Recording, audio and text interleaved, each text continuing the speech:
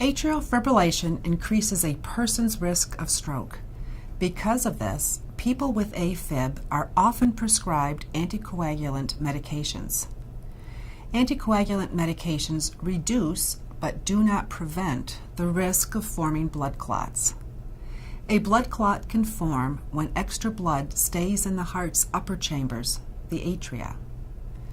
If a blood clot forms, the clot can break off and travel to the brain, causing a stroke. By helping to prevent blood clots, anticoagulants effectively reduce the risk of stroke. These medications are called anticoagulants because they affect normal coagulation. Coagulation occurs when the blood thickens and forms a clot. For example, when you cut yourself and are bleeding, eventually the blood coagulates and your cut stops bleeding. Anticoagulant medications reduce the blood's ability to coagulate. This reduces the risk of a blood clot forming inside the body, which can lead to stroke. But anticoagulants also increase the risk of serious bleeding. There are two different types of oral anticoagulants. There's warfarin, and there's a class of newer anticoagulants. Both types effectively reduce your risk of having a stroke.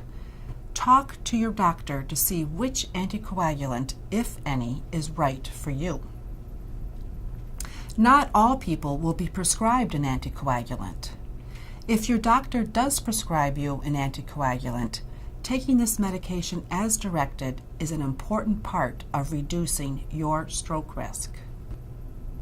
Whether you choose to take warfarin, one of the newer anticoagulants, or neither, it is extremely important that you reduce your risk of stroke by adapting healthy lifestyle habits, such as following a healthy diet and reducing salt intake, quitting smoking, and decreasing stress.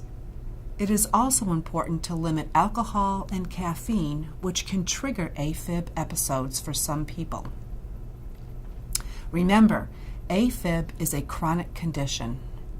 Anticoagulant medications cannot cure atrial fibrillation. Anticoagulants won't help better control the rate of your heartbeat or other symptoms of AFib. However, anticoagulants are an important part of reducing stroke risk in patients with AFib.